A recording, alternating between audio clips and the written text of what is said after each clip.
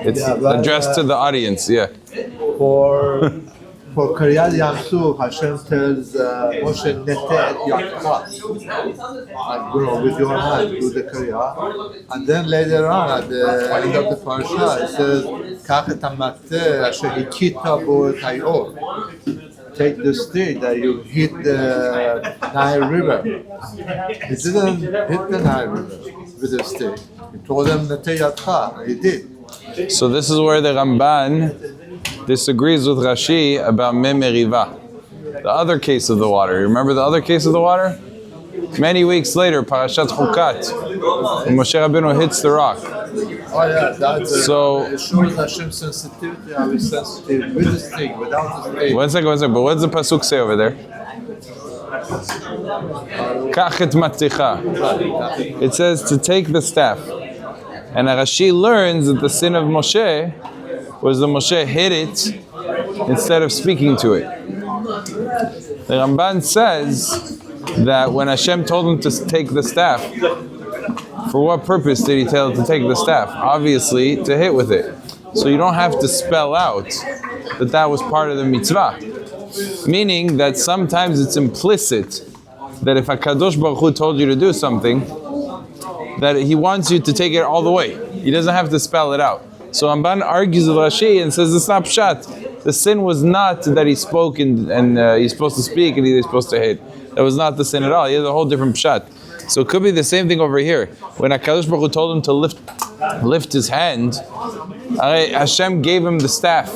Asher ta'aseh boi ta'otot. In the very beginning, when Moshe Rabbeinu first went to Mitzrayim, Hashem said, take the staff, and with it you will do the miracles. So implicit in that is any time Moshe Rabbeinu is to do a miracle, is to be through the staff.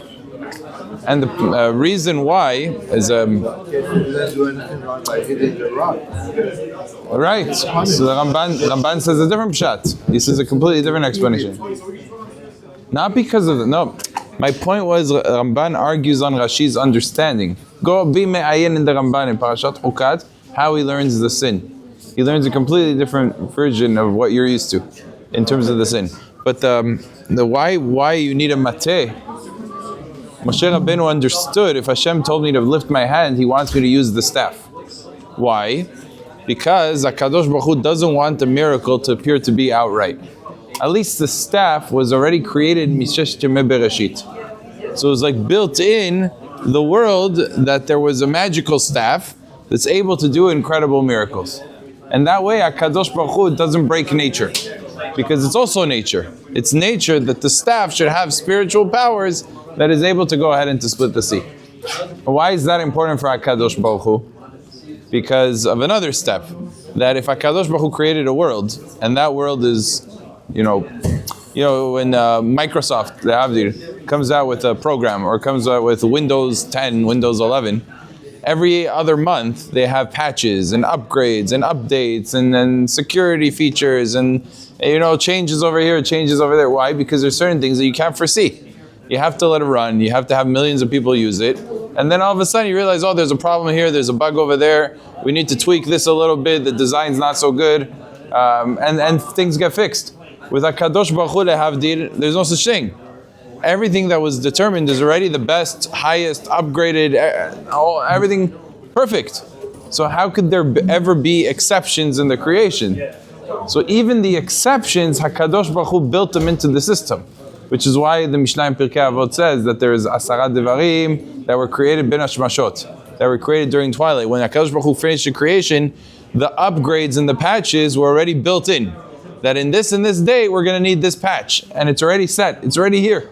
It's already there, ready for it to be rolled out when it's needed and when it's necessary. So that's the beauty of the creation. There isn't anything that was missing from Sheshet Yemei Bereshit that HaKadosh Baruch Hu had to supplement later on. So even the things that were outright miracles, like Piaton, when the donkey spoke, that was created b'Sheshet Yemei Bereshit. Why is that important? Let it just happen. The answer is because it has to be built into the world. It's a perfect world. HaKadosh Baruch Hu didn't create anything with any flaw. Everything was done and calculated and saw out and planned ahead. Yeah. Whenever it says raise your head, weigh the staff and raise your hands and use that. So there's another pirush. You're saying a different explanation. There's two explanations. One explanation is Adirabba, don't use the staff, so people won't say it's the staff. And some of the midrashim learn, no, use the staff.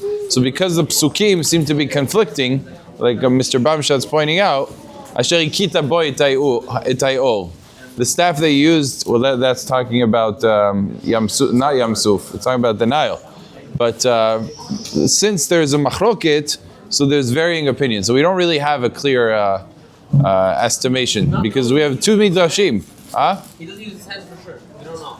He doesn't use what? We don't know if he uses his hands for sure for the Yamsuf. Well, he says he picked up his hands. Yeah, so. But I'm saying the staff. Did the staff come into play or did it not come into play? Is a machloket. That's the disagreement in the Achorim. Okay, good. Baruch Tiyah. Any other questions? Yeah. Yeah, go ahead. Whenever contemporaries or you see like these highly unusual Hashgacha stories, like for example, one of the stories where a fake Aguna case was made and Rabbi said that two ways for it to be either get or be done, the person dies. Is that considered a miracle or is that considered... You combine two different stories. Yeah. Huh? You combine two different stories into one. Oh wait, that was two different stories? There's one story with Rabbi Akiva Eiger, that there was a husband that didn't want to give a get. So Rabbi Akiva Eiger said, I want to speak with him. He tried to convince him with reason, so he should give a divorce to his wife. And the man just refused to cooperate. He didn't want to listen. So Rabbi Akiva Eiger said, you know what, it's time for drastic times comes to drastic measure. I'm going to do something that's going to be a little bit out there. He says to him, listen, there's a Mishnah in Masechet Kiddushin, the very first Mishnah. It says, Haisha konai tatzma, a woman can acquire herself in two ways. Beget uvmitat abal. You have a choice. You could give a get. But if you don't choose to give a get, there's a second option, because she will acquire herself. The second option is the death of the husband. You choose which one you want. Yeah, it's pretty threatening. He says, better you either, that's like mafia tactic, right? Either you give a get or you're dead. Except this is a very different mafia. This is a mafia of HaKadosh Baruch Hu, right? So the man still refused to listen. He didn't want it, which is very dangerous. You don't refuse orders from Rabbi Akiva Eiger, right? It says that when Rabbi Akiva Eiger left, the man just walked out of his house, tripped up, fell on a rock, cracked his head open, died. Bamakom, died. He didn't even get to leave his house. He just walked out of the house and died. It's frightening that Rabbi Akiva Eiger said, listen, you have two choices. He didn't choose the right choice. Wrong answer. And that's what happened to him. That was the end. But that's one story. The other story is with Rav Ovadia, which really is a story. I don't know how legitimate the story is with Rav Ovadia, to tell you the truth. Maybe it really happened, maybe it didn't happen. It's alleged that Rav Ovadia had this story. It certainly happened in the times of the Beit Yosef, where the story was that the Beit Yosef and the Ramah disagreed. This story is brought down in the Ben Ish Hai, in Shut Rav Pe'alim, he talks about it. Sherot V'Tshuvot. So there he says that the Ramah held that a certain case and a certain situation, the husband must have died. And the Beit Yosef says, no, it's not true. It's possible the husband lives and just didn't come back yet and escaped. There were cases like this, by the way. You should know that there were cases where, like in the Yom Kippur War, there was a situation where there were two pilots. As the protocol of the army during the Yom Kippur War, it could be till this day, I don't know how it works now, but in the Yom Kippur War, they would send fighter jets and they would fly to Egypt, but they would never fly alone. There was always two fighter jets that would fly together. And it could be for this reason, or it could be for some other reason, for some military reason. But one of the jets was hit with a missile, and the person that was next to him essentially thought that he saw that he flew out of it into the waters. He ejected out of it into the water, and there was they did tracking. They ended up figuring out that they can't be matil the case. They held the case on hold. And then eventually they ended up finding out proof that the person really did die, and then they were matil the iguna. But I'm thinking of a different case. The case I'm thinking of is that there were people that were lying there dead on the field, and they came, one of the commanders, he saw the person, and he said, I think I can identify who it is. He came to the Beit Din, and he said to them, I think it was so and so. And Bemet, that so and so, the Rav Ovadia and Rav Eliashiv, they were skeptical if they could permit or not. So they heard testimony. Now, testimony of one witness works when it comes to permitting a woman. So what happened was, they asked the commander, how sure are you? He's like, look, it's a war. You can never be 100% sure. I thought it was the person. It looked like him. I'll tell you, I'm probably 90% sure that it was the person. And there were other facts. They tried to gather as much facts. You know, this is the one thing. During the Yom Kippur War, there were a lot of people that were missing in action. And it wasn't so simple. People think that Rav Ovadia just said, okay, everybody's mutar, like jailbreak, everybody's allowed. No, that's not what happened. He went case by case. Every detail, every situation, forensic evidence, the professionals, the FBI of Israel, whatever it's called, the Shin Bet, they went ahead and they showed him, sometimes they had tags, sometimes they had teeth that they were able to identify, but they were always, every case was judged on its own. Now this case, there was no tag, there was no teeth, there was just this guy who's saying he's 90% sure, I saw him there dead. They could bring it to the wife, and she can identify. Bring what to the wife? The body. If they had the body, they would have done forensic evidence. But he saw it in the war, and then he didn't see it again. So it was taken. It could be the Egyptians or somebody just buried it locally. They're just untrackable. If it was trackable, it would have been simple.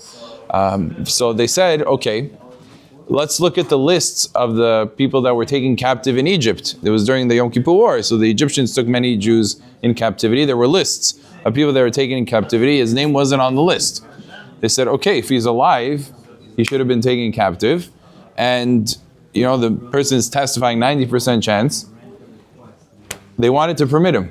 Rav Ovadia and Rav Eliashiv agreed that it's just not enough. It's one of those stories that they were saying everything is muta. They're like, no, we got to hold on to this case. We just don't have enough here to permit.